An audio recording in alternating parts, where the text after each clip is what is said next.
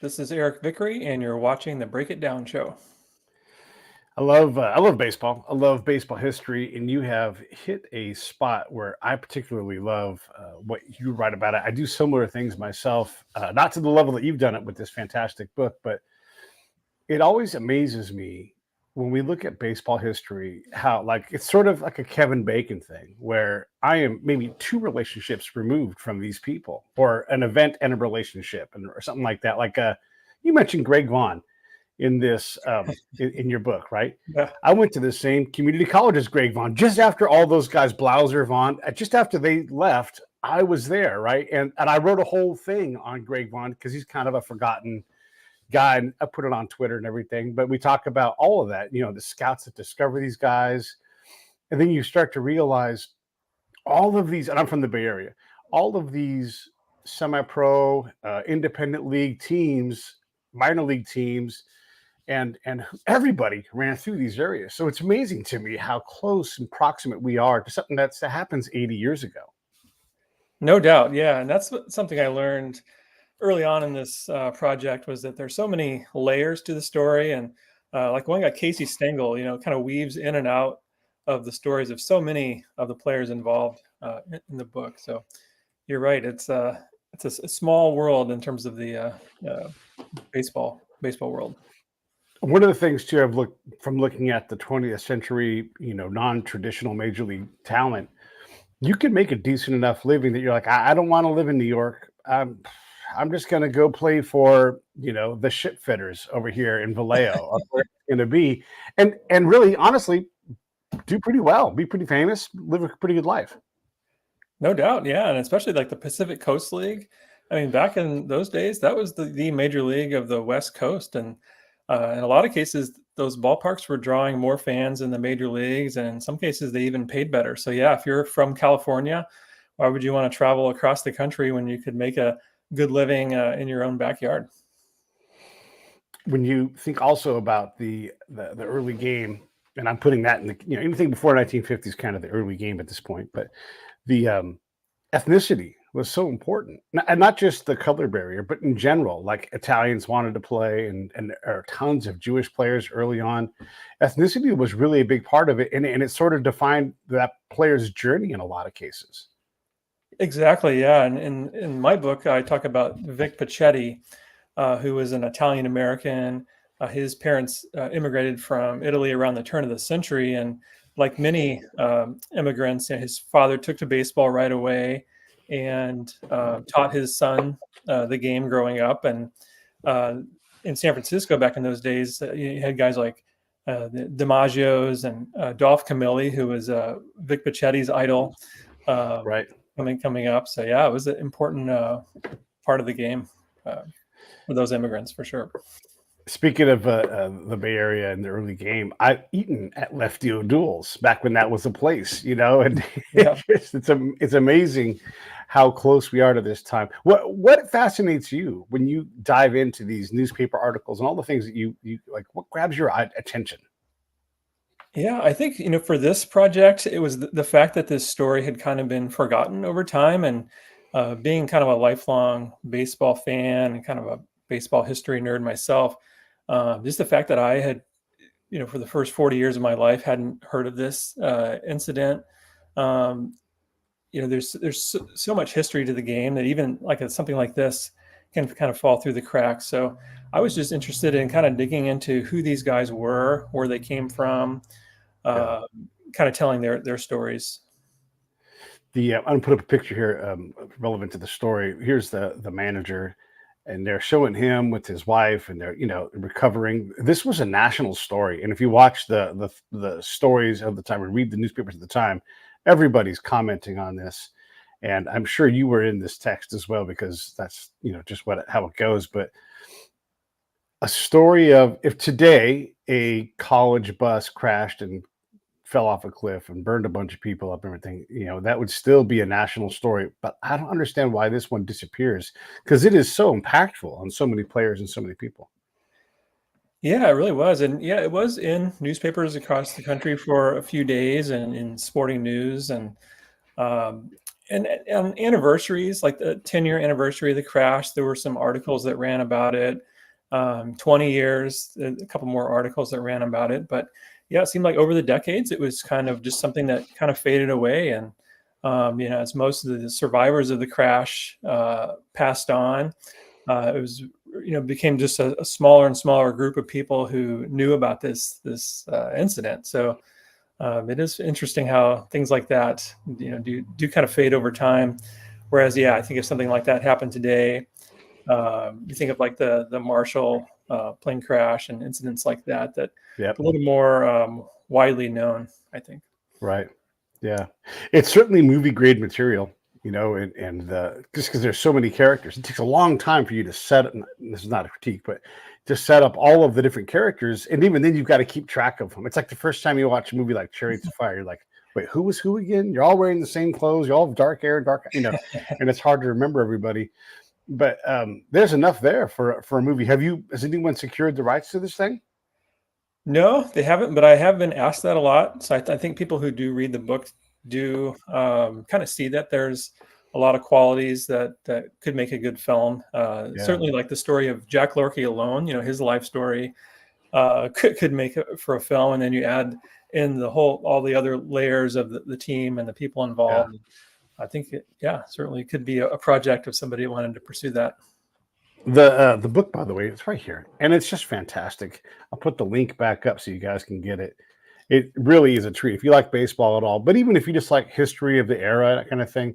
One of the things we often do is we push the "that was easy" button on the end of World War II, and we don't realize all of the changes. This is like when the war finally comes home and you realize, we've torn some lives apart. There's people who are like, okay, I was going to be a baseball player. Let me try that again.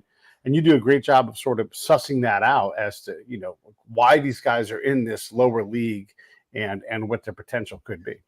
Exactly. Yeah. In 1946, there were literally thousands of guys returning from the war looking to resume their careers. And, now they're 3 or 4 years older. And of course, there are other up and coming young players. So it was really a struggle for those guys to kind of find their way back into the game. For some that didn't happen. And for some guys like the ones in this story, they were still pursuing that dream. And that was also going on in the context of the country dealing with some difficult circumstances in terms of rising inflation. There were like food shortages, many things kind of across the country had fallen into disrepair during the war. So it was an interesting time in the country, and there was a lot to celebrate with the war being over, but also it was kind of a difficult year for sure. Got a stack of World War II grandfather to grandmother letters. And my grandfather was born in Southern California, grew up in Inglewood in LA, and was a fantastic athlete. And that means he's connected to people like Betty White because their high schools played each other. His school and Jackie Robinson's school played a game. They weren't in the same game, but these guys are all adjacent. And when they do go out and they do play things, and whether it's city or pickup or whatever, they're all in each other's orbits. There's so many, I don't even bother naming them all, but one of his classmates is Dottie Wiltz, who just lives around the corner from him. And she basically is the inspiration for the main character in A League of Their Own. Yeah. Played by Gina, what's her name? Yeah. Anyhow, it's amazing how tightly connected because the world was a lot smaller of a place back then. And even though LA seems massive now, back then you're going to end up in the same places. They know each other. They're on the same all-star teams. And my grandfather, he didn't really go the route of playing. He hadn't quite broken through. He was a multi-sport letterman in high school. Same thing in college, in his first 2 years in community college. But then he kind of just says, hey, I'm going to go do my World War II duty and do it full on and not play on a post team. And he became a fighter pilot. So he had a pretty cool job.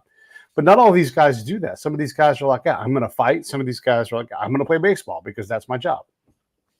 Yeah, exactly. And yeah, I think, the Spokane Indians were a good example of that. A lot of the guys did fight overseas. Jack Lorky fought in the Battle of the Bulge, whereas some other guys like Freddie Martinez was stationed in Hawaii. So a pretty good place to station and played ball with guys like Johnny Mize during the war. A couple other guys served in the Coast Guard. another guy was stationed in Utah and played for a post team there. So yeah, you had kind of a broad spectrum of guys, like Ted Williams, another guy who, of course, fighter pilot in the war, and whereas other guys was more just like playing baseball and entertaining their fellow troops. Right. Right. Yeah, it's remarkable when you think about all of these different people that go. Ted fights, right? Probably could have gotten out of it, but for whatever reason he doesn't. Then he goes back again for the Korean War. It's remarkable. And then again, like you think about these other guys who haven't quite made it, don't have the luxury of being an MLB prospect or a major player, or maybe someone who's imminent. Maybe they can dodge it a little bit. And I'm saying dodge it. If you get offered to play baseball during a giant war because you're good at baseball. I mean, heck, I played volleyball for a few minutes when I was in the Army. Like, who can play volleyball? And I'm like, well, shit, I can do that. And so you're not dodging anything. You're just like, okay, yeah, you need people to play. I'll play. Sure. Yeah, absolutely. That's I mean, it was an important role. I think sports back in those days, that's what in many ways kept the country afloat. Having something to sort of live for, and having that sort of outlet to for entertainment was important. When you're digging through the archives and you're looking for resources, there's so much of it, and it's very distracting. And we talk about rabbit holes; they're everywhere. If you get into like the newspaper database, it's amazing. Yeah. Like you see these old ads that are great and everything. Have you trained yourself to stay on task? Are you allowed to explore a little bit? Because sometimes you explore something, like I'm reading the newspaper things at the time as I'm prepping for this, and Joe Louis is fighting Billy Conn, and there's all kinds of commentary on that in the same news cycle, right? And so you are looking, you're like, oh, how is this connected? And so how do you manage that? Yeah, that can be a challenge, and actually, that's interestingly how this book came to be. Was that I was researching a player named John Leovich, who I was writing a bio for SABR about this guy who played in 1946, and was kind of just skimming the archives, searched his name and came across the headline for this bus accident. So that, certainly took me down a rabbit hole that I wasn't expecting. So I do, sometimes get off track, and, or maybe I'll find something and I'll make a note of that and say, oh, I'll come back to this later. But yeah, there's so much out there that it can be pretty distracting, and newspapers.com, especially, with all the archives that are online now. Especially if you have a guy with like a common name. I mean, even just finding like the right, Joe Smith, it can be almost impossible unless you know exactly what. Yeah. It's true, and there are so many Dons back then, and so many Dorothys, and so many all these different names, and so it does get a little blended. I was doing something similar to what you did. I found this character, June Green, who pitched just for a minute in the major leagues. I'm always fascinated by these guys because you look at their numbers, you're like, why wouldn't you have this guy come back for another day or 10? He seems to be a pretty good guy, and so they have these micro careers. And I just love to dive in. I look at the SABR database, see if there's a bio. Like there isn't a bio for Greg Vaughn. There's just not one there. And so you think, well, shit, I'll at least contribute something. I'll do some of this work. I'm not going to try to submit to SABR because whatever. There's someone else that does that stuff. But I wrote a lengthy thing on my Twitter thing about Greg Vaughn, and so this June Green guy, you dive in, and all of a sudden you realize he's taking a ship down to Cuba to play baseball down there, and so you can find the ship's registry, and all of a sudden he's playing baseball with this other notable guy, and then you stat together this timeline, and it's just an amazing ride. All of these very contextualized things. I'm fascinated by it forever, by the game and how just fascinating it is. Likewise, yeah, I think it sounds like you and I share similar interests that way, and yeah, I really love digging into the weeds at this stuff and seeing how it all connects, and like putting this book together. It's about the Spokane Indians, but there's all these different players and links to other fascinating people in the game. Henry Aaron, Ben Gehrig managed Henry Aaron in the minor leagues. So yeah, so many different avenues to explore. Even as much as has been written about the game. Hundreds and hundreds of books and articles and things. There's still stuff out there that hasn't been written about. Or even just a new way of contextualizing it. You Yeah. you can take the same characters. Yeah, it's fascinating. When you read I Had a Hammer, and I read that book back when it first came out, and then all of a sudden I'm like, I got to go back and revisit that book because your book bumps fully hard into that book, and you're actually using it as a reference. And there's all these books that are in the you don't. It's amazing how when you start to stack context in, whether it's in baseball or adjacent, and you go, oh my gosh, these things are connected, and it creates a whole new bubble of understanding. You go from like this little small sentence to this whole universe that's bigger than the screen.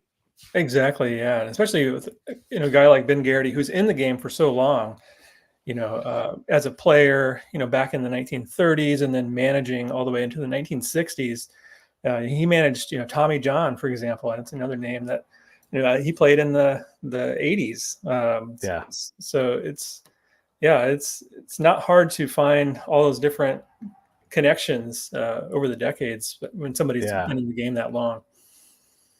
So I'm reading the newspapers, and one of the characters that dies. I don't think this takes away from the book because it's great and everybody should read it. But Vic Pachetti dies, and it just breaks everybody's hearts.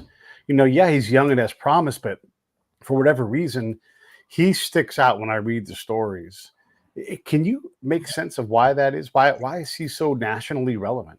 Yeah, he really stuck out to me too as I was doing my research, and that's kind of why I decided to focus on him in the book. And he really was a celebrity in San Francisco in the 1940s. He came up as this sort of teenage phenom.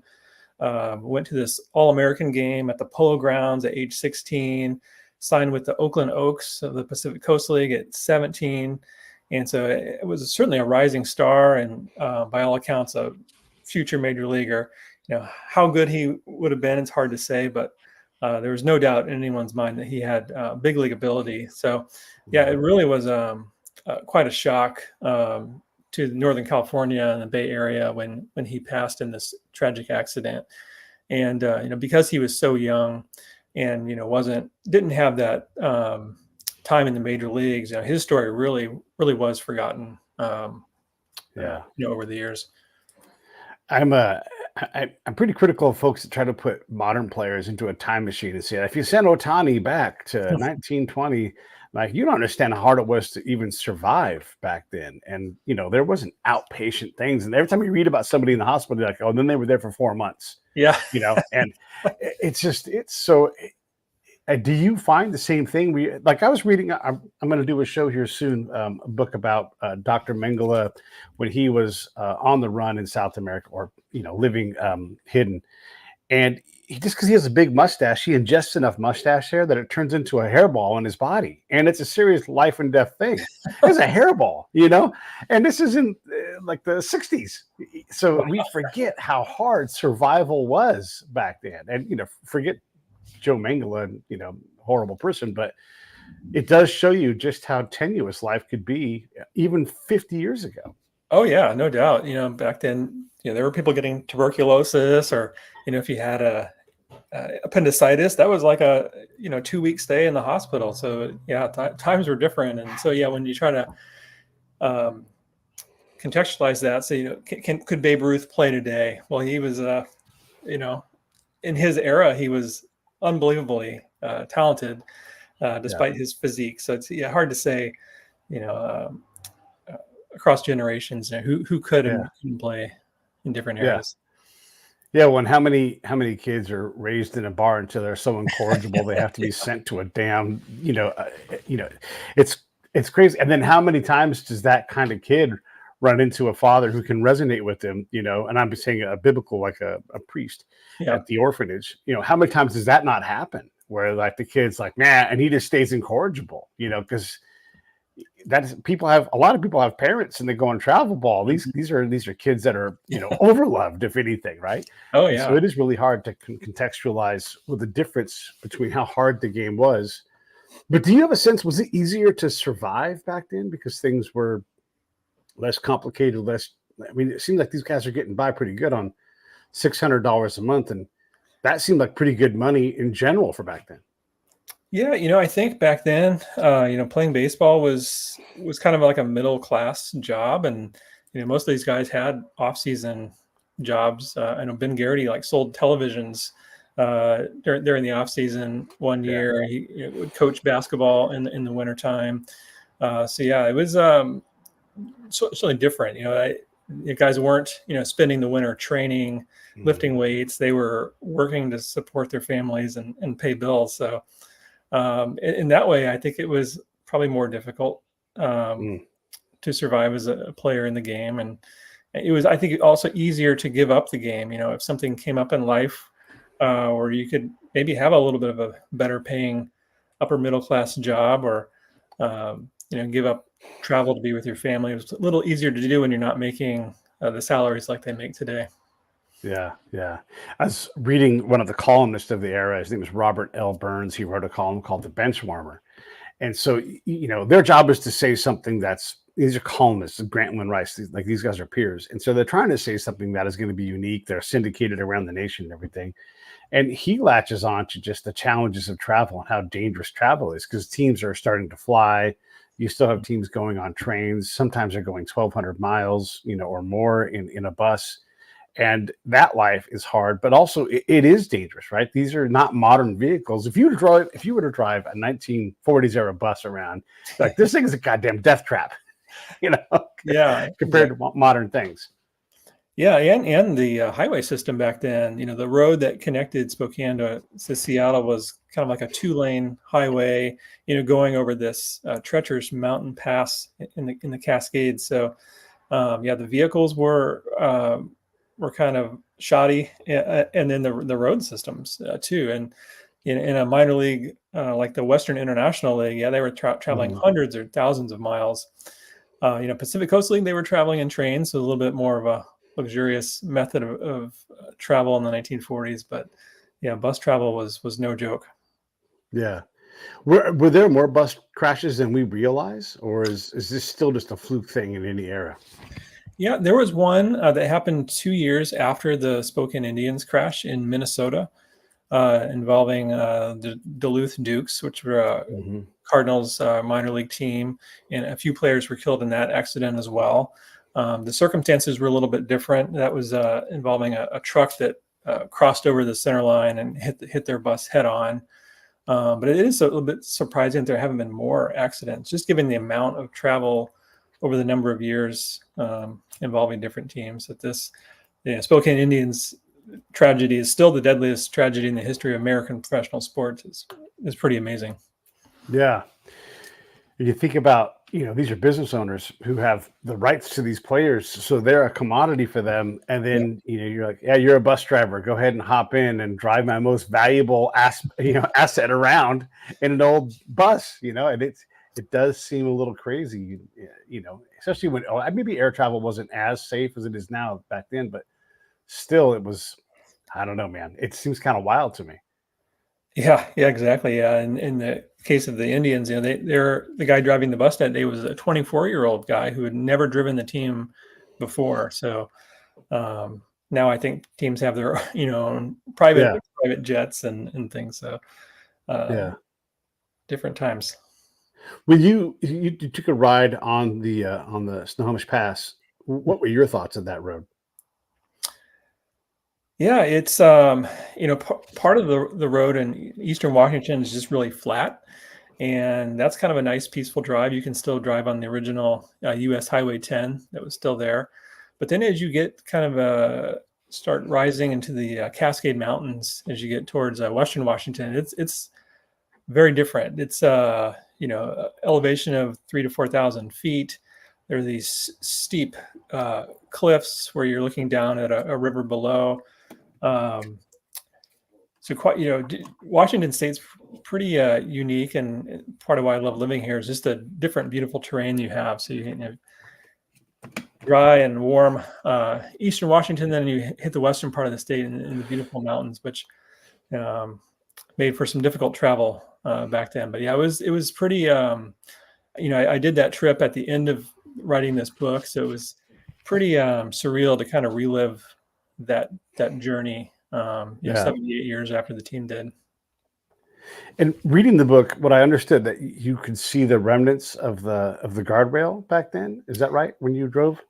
Yeah, there are remnants of the guardrail, similar to the one that they would have broke through, is still present along the old U.S. Route 10. They've changed the highway a couple different times over the mountain pass over the years, as that they've replaced it with the Interstate 90. So um, the highway today is not the exact path that the team traveled, but it's Mm, basically the vicinity. So you can be, I was definitely within 100 yards or so where the accident occurred. Um, yes, you kind of got a sense of, what they would have experienced that day. yeah. What was your sense of it? Um, looking kind of down at a steep ravine, you can see why it was such a horrific tragedy, especially when you're talking about an old bus without seat belts, where guys were just sort of tossed around and thrown from the bus. It was sort of easy to see why this was such a horrific accident, and Yeah. yeah, so that really stuck with me. Yeah. When you look at all the different victims, you're trying to decide how to represent them. You want to give time to each of them. It's also a lot of people, and so your book is not a 500-page book, right? And so you're limited on space.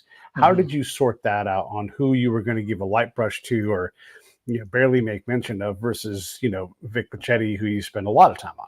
Yeah, in a lot of cases, that was just a matter of how much information I could find about each individual.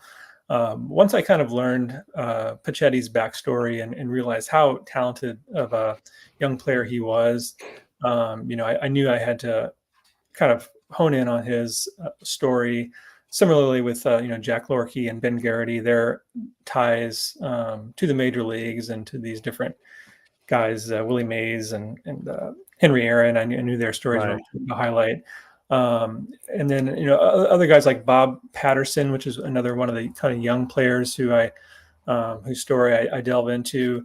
His family provided me with some letters and photos and information about him that I didn't have for another guy in the books, like a George Risk, for example, who was leading the Yeah. team batting. I was not able to track down any surviving family members, and basically what I could find was just on Ancestry.com or newspapers.com about his life and story. So there's a little bit less about him than I ideally would have had in the book, but I was at least able to touch on where every player came from. A little bit about each one. So that was what I Mhm. aimed to do with the book, and then it just so happened that a few people kind of stood out as being central characters. Right. Yeah, and there's, let's just so you guys know, there's a lot of notes, there's a lot of bibliography work, and so in your referencing, and it's all marvelous. I mean, this is a fantastic book, everybody. Matter of fact, let me show a picture of it to you. Here it is again. Season of Shattered Dreams. Really great history and tons of notes, like I was saying. Websites, ancestry.com. And there people are doing work, and they're doing work at the family level. They're really diving into who Risk was or whoever it was. You really can find out quite a lot from that resource. What other resources stood out? Well, this accident happened in King County here in Washington. So I went to the King County Coroner's office, for example, and Mm, they were able to provide some documentation that I would not have found otherwise. Similarly, in the Spokane County court system, provided some documents about the settlements that happened after the accident. Um, Other than that, it was a lot of newspapers. I did interview family members who kind of were aware of the story. In the cases of Patterson and Pachetti, had these um, scrapbooks full of photos and letters. And that stuff, I would never, of course, been able to find in any online source or right. newspaper. Yeah, yeah. It's like my stack of 100 something letters here, right? You have to know me to get a hold of that stuff. How hard was that aspect of the research? Because you're talking about something that for a lot of these people, they don't have a living memory of even the person, quite honestly now. Yeah, a lot of it's sort of secondhand knowledge. In the case of Patterson and Pichetti. These are nieces that I got in contact with who, of course, never met their relatives because they passed away before they were born. Right. In other cases, it was, contacting some the players who survived. Their stories extended much further. Some cases even into the 21st century. So their stories were a little fresher in terms of the memories of their family members Right. and things. Yeah, it's wild. Yeah. So back to the question of like how big this project is and how you whittle down to the book size. How do you make decisions on that? I mean, you could have talked about the Buddy Holly crash because there's definitely similarities there where Yeah. Waylon Jennings is like, damn it, I'll let you have my seat. And then he survives and then has this awful survivor's guilt his entire life. Yeah, I could have gone in a lot of different directions. I could have delved into the Duluth Dukes bus crash 2 years later. Right. There was some information I cut about Ben Garrity just because his managerial career was so long after this crash that, I found out so much information about his career. Then I realized it really wasn't, pertinent to the story. It didn't really drive the narrative of what I was talking about. So Yeah. yeah, certainly the book could have been longer, but I did want to keep it kind of focused in on this team and the people Yeah. immediately adjacent to it. I'm going to go back to the research part of this. When I'm looking at Baseball Reference, which is an incredible resource, so is the Saber site too. But Baseball Reference has some of these players from that year or team. They're still alive as far as they know, and obviously these guys aren't. There might be one crazy Holmes, but the chances are basically nobody lives. But because there's just not a lot of reference, or someone hasn't taken the time to go populate it. Are these things knowable? Can we figure out if all these guys are passed and find obituaries for them?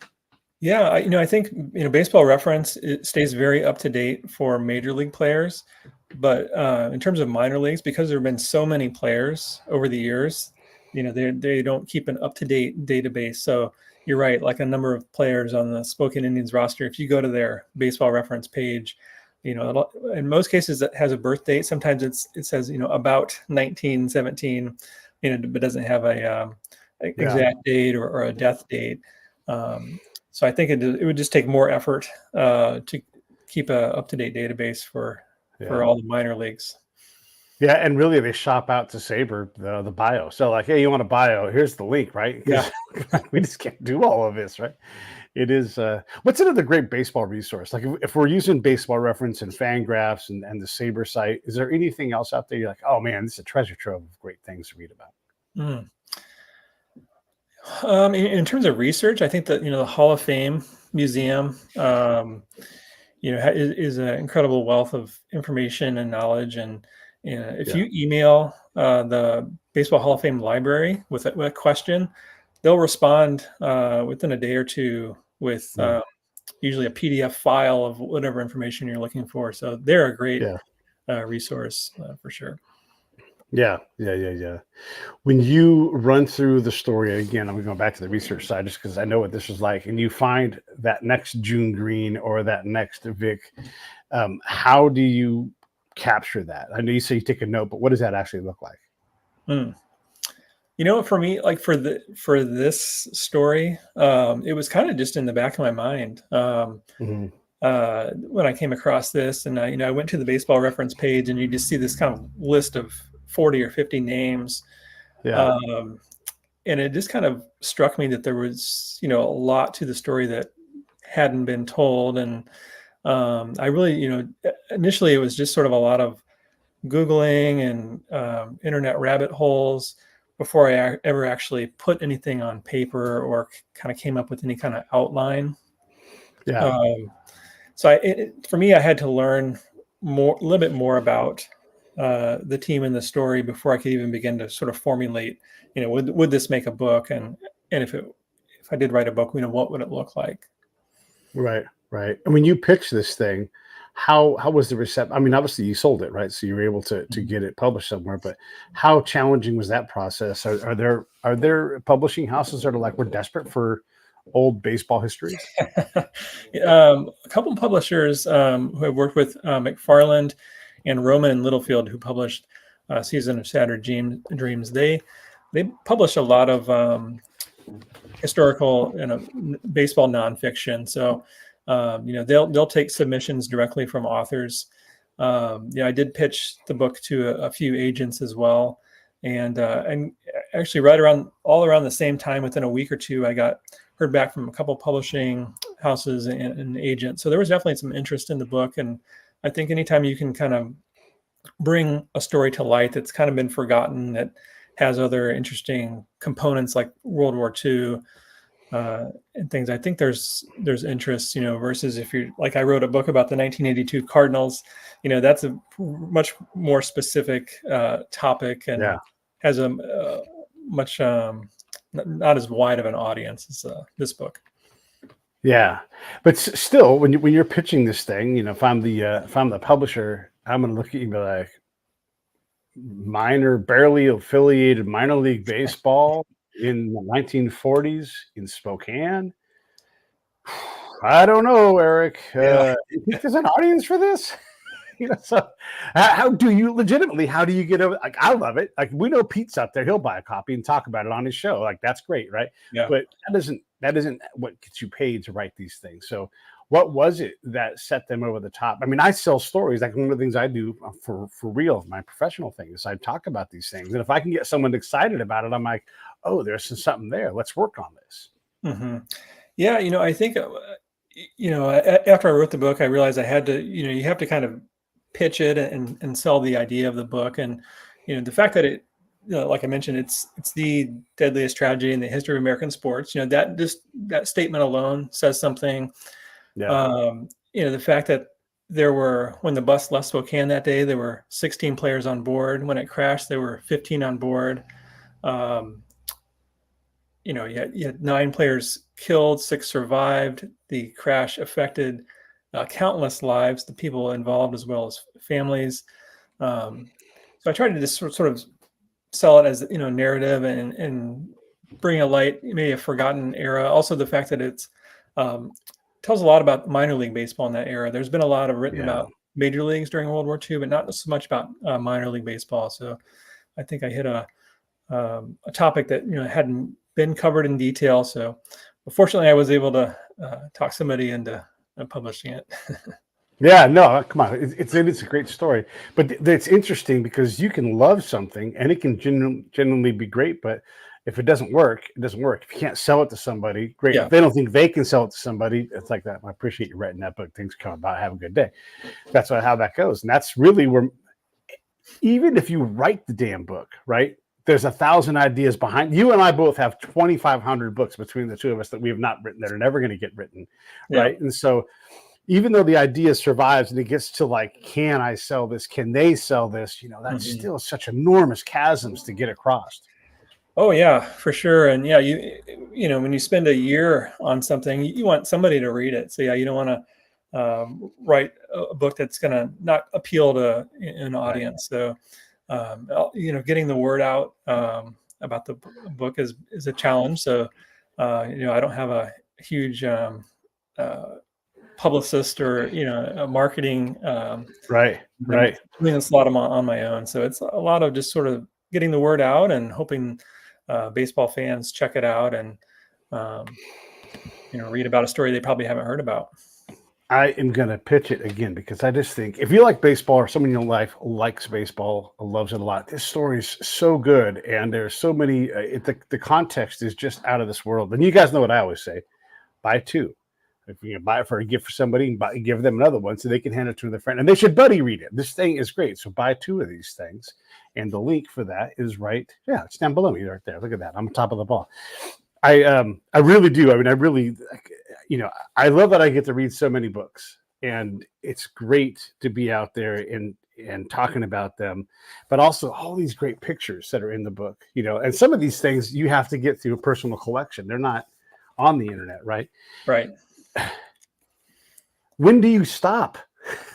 When do you go, God damn it, that's enough. I can't, because there's a stack 1,000 feet high of all of the things you could have put in the book, right? Even though you're trying to keep it germane to this event, there's still just so much richness in all of this stuff. How do you leave that vein of copper or gold and go, nah, I don't want any more of that. I'm good. Yeah, I have files on my laptop, hundreds of photographs and additional letters and other details that you can only put so much in the book. You don't want to bore the Yeah. reader, and you also it certainly appeals more to baseball fans, but I also wanted it to maybe a casual fan could read it and enjoy it as well. So it was kind of just picking and choosing the pertinent details that really sort of um, drive the narrative. Yeah. And then for me it was just rereading the manuscript over and over again and saying, okay, this really doesn't fit. I probably need to cut this or expand a little bit more on this. So there was a lot of that went on.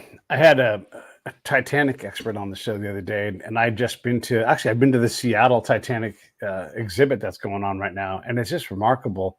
And part of the story that I'm always fascinated by, and I think this will resonate with you, is okay. So Pete Turner dies on the Titanic, right? And he was from whatever, Sweden. That's where a lot of my family's from. And I'd come back to grab my family. And I'm like, all right, I'm going to get over there, buy this house, and you guys are going to follow me in 3 months, and then boop, right to the bottom of the ocean. And that family is like, what the fuck? Like, now what do we do, right? And so you have all these families that are like, yeah, you're a dreamer, you're playing baseball, we love it, we're so proud of you. Everything else is terrifying because how do you make a living doing this? All these things that go into this. And then no shit, like these guys, their careers are either destroyed or their lives are taken. Then the family has to live and go on, or the player has to be like, I can't play anymore because I destroyed my whatever it was, like the player who was drafted by the Lions. He had to do something else with the rest of his life. He wasn't ready for that on the 23rd, but on the 24th, everything started changing real fast for him.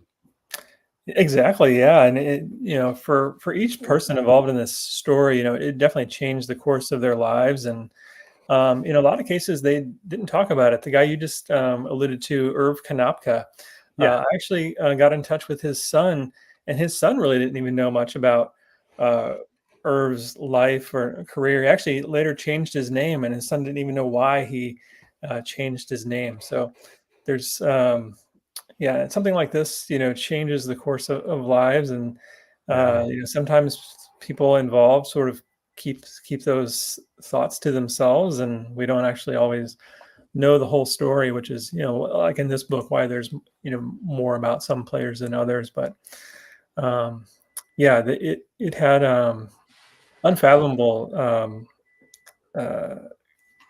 in terms of like the Pachetti's mother, for example, that this was her oldest son. She had just lost her husband a year before, and now this happened, and it was something that she never got over. Right.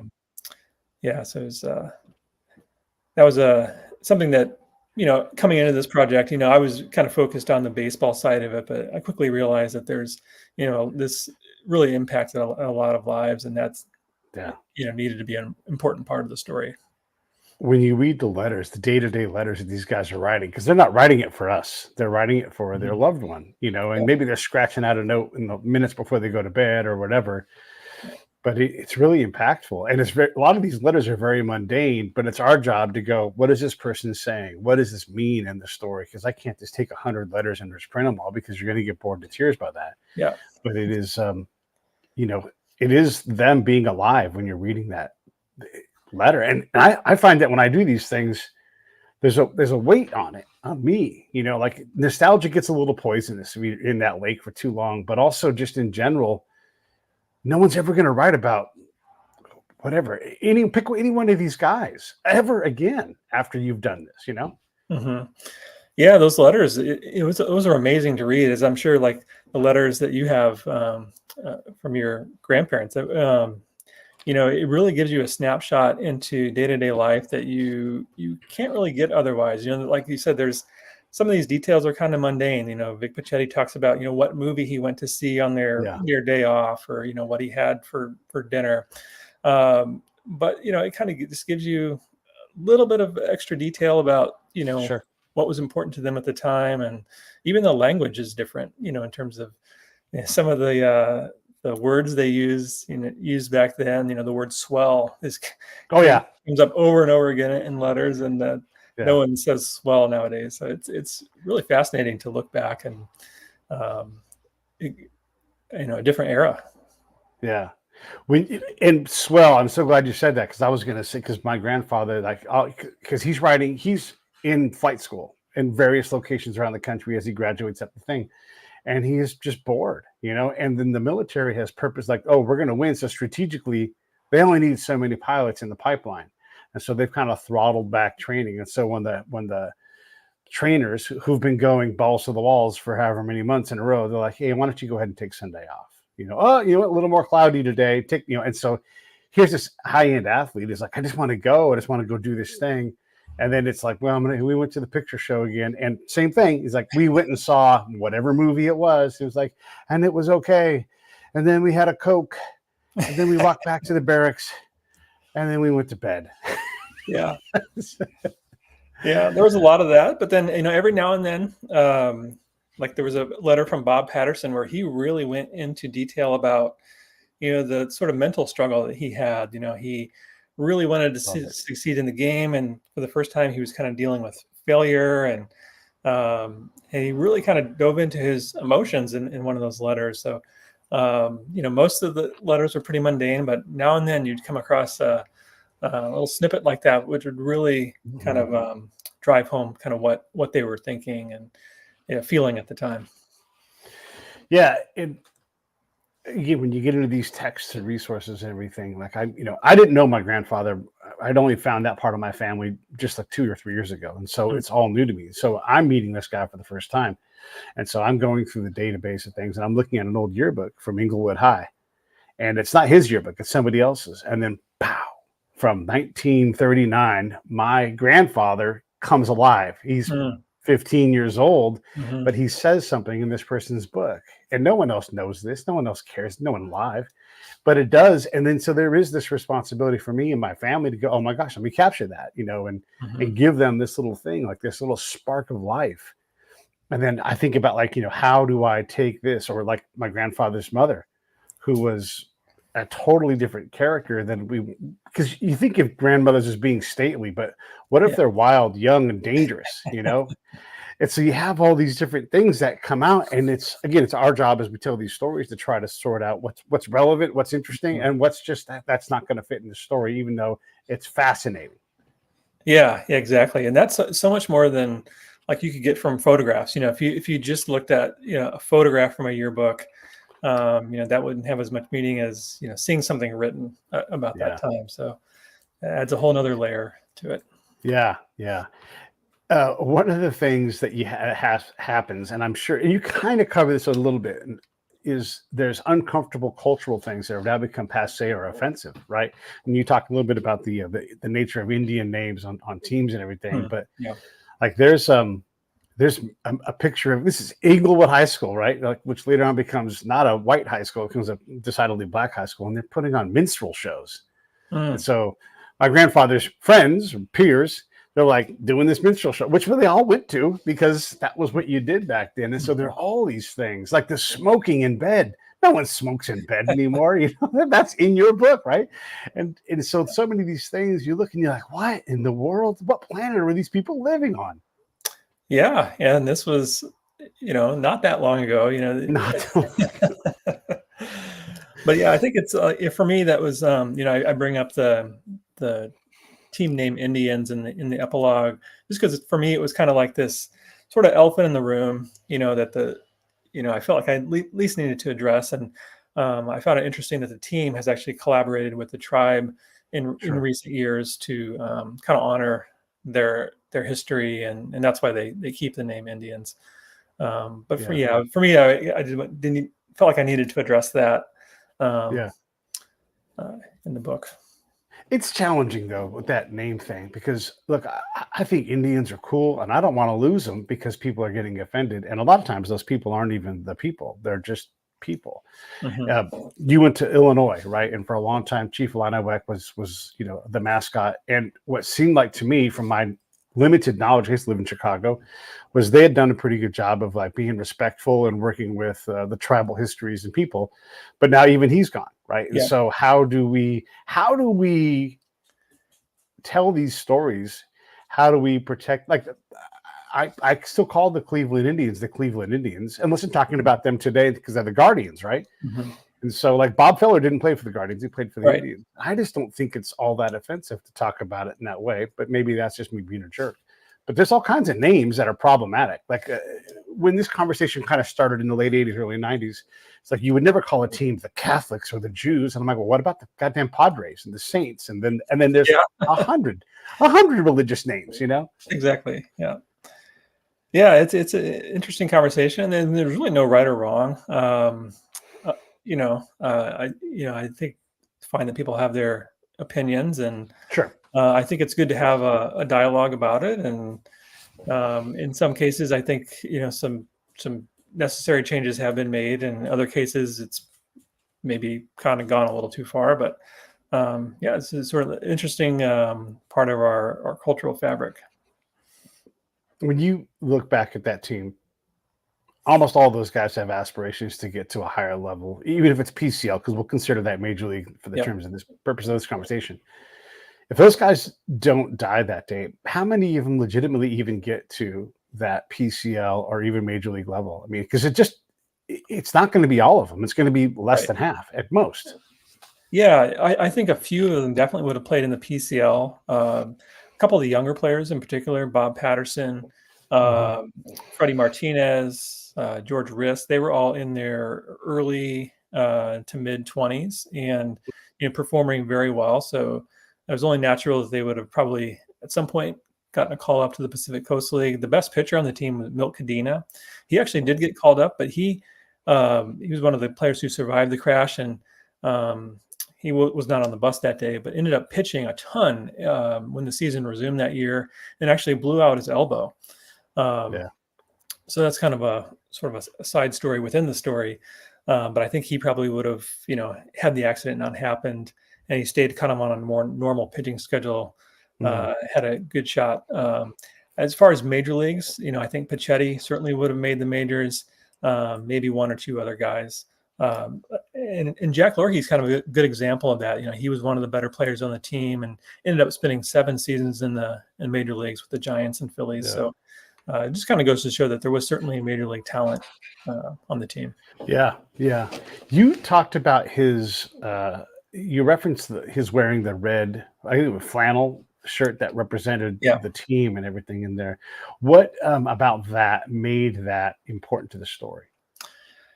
So yeah, Jack, when he said goodbye to his teammates, when he learned that he was getting called up to the San Diego Padres, he um, had this red flannel shirt from that day that he either was wearing or took with him. So that shirt had a lot of sentimental value to him. So even when he got called up to the major leagues, he would wear this red flannel shirt underneath his New York Giants jersey. So it kind of stood out, and he let people know that it kind of had this importance. Although Jack was very always hesitant to talk about the crash or anything Yeah. relating to it, but clearly it had a lot of meaning to him. The fact that he continued to wear this red flannel shirt under his uniform for quite a while. Yeah. Yeah. And there are baseball players have these things, right? Like John Franco, I don't know if you recall, but he had a shirt, I think it was from the New York Fire Department, that he wore throughout his career. And it was Remember like that? Yeah. just barely there. It was Mhm. like almost completely tatters, right?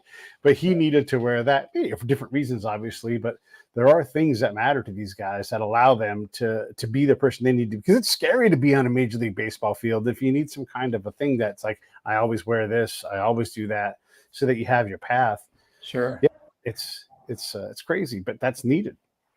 Yeah, and and Jack, he had the nickname Lucky Lorky after surviving this accident, or I should say, narrowly missing being involved in the Yeah, accident. And I think in some cases this was kind of like his good luck charm and his way of kind of honoring his teammates, including 2 of his roommates who were killed in the accident. I can't. It's so, and I don't want to ruin the book for anybody, but he gets called up.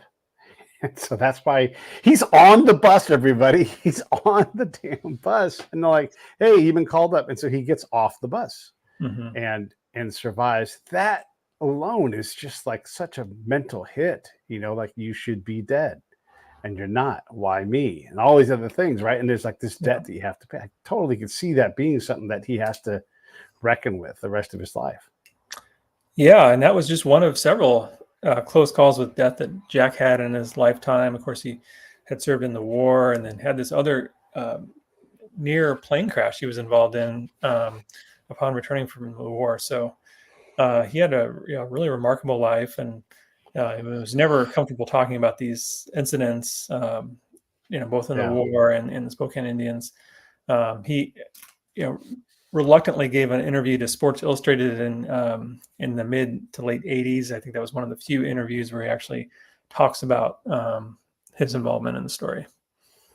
Yeah, and by the way, anybody who hasn't seen it, the Sports Illustrated vault is incredible. It's got all kinds of just amazing, great writing, first of all, but all these stories are out there, and you can read them, and you definitely should. You should also get this book. Where did I put that thing? It's right here. You should get this book. Oh, wait, that's not the right one. I got a lot of books on my table. There it is. The Season of Shattered Dreams. It's so good. It's so good. And the link is going to be right down below me right there. You guys should get that. And get the Reds book, too. That's next on my list. I'm actually got like 4 or 5 books in front of you because this guy's got to read a lot of books to do the show. But I love it. Was there anything on the Bat Boy? I was curious if there was any closure on his life and everything else. Yeah. So, when I first started researching this, I thought, maybe the Bat Boy is still alive. He would have been young enough that that's possible. But I was able to track down his obituary. He passed away maybe 10 years ago or so in Oregon. But remarkably, I was at a book signing in Spokane at Auntie's, the bookstore there. And in walks this guy in his early 90s. And he said, I was friends with Kenny Benshoff, which is the name of the Bat Boy. I grew up with him and was played baseball with him as a child. So he kind of shared a couple details about Kenny that I didn't know about, and Kenny was not on the bus that day. He wanted to go on the trip but couldn't get permission. So he's in the team photo, which was taken 2 days before the crash. But that's kind of a little bit about his stories in the book. Yeah. The picture itself, providential. Mm-hmm. What do you attribute that? So just for the audience, the press secretary guy who does all the bookings and takes pictures and stuff is like, hey, we're going to get the team photo done. And it's way earlier than what he normally does. Mm-hmm. And it's, literally hours before these guys get on. It's no time at all. And they're on the bus and that's it. The team will never be the same again. Right. So why do you think? What can you attribute that to? Is this the hand of God? I don't know. What do you make of that? Yeah. That certainly comes to mind that there's, some higher power involved here. The fact that, this photograph preserved this team, like you said, just hours before the accident. It was really the only team photo that they had. There were individual photos of the players, but this was the only team photo involved, and it was so close to the accident. It was just remarkable.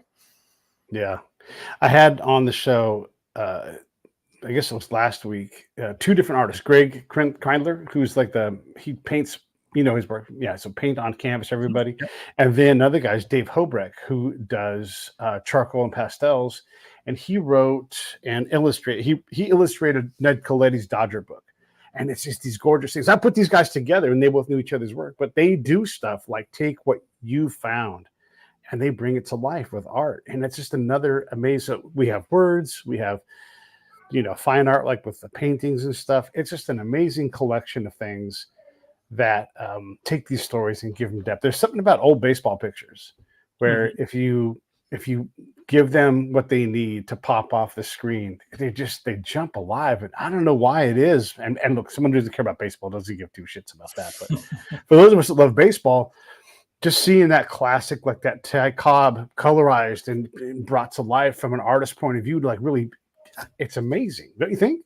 Oh yeah, I couldn't agree more. And it really, puts you in the moment like you wouldn't otherwise experience. And, it's one thing to see black and white, but to see a colorized photo of that era is something. And I wish I could have gotten some of my photos that I know that I use in the book. Colorized. That would maybe give me a different perspective. But yeah, the detail that you can find in some of those old photographs is amazing. Yeah.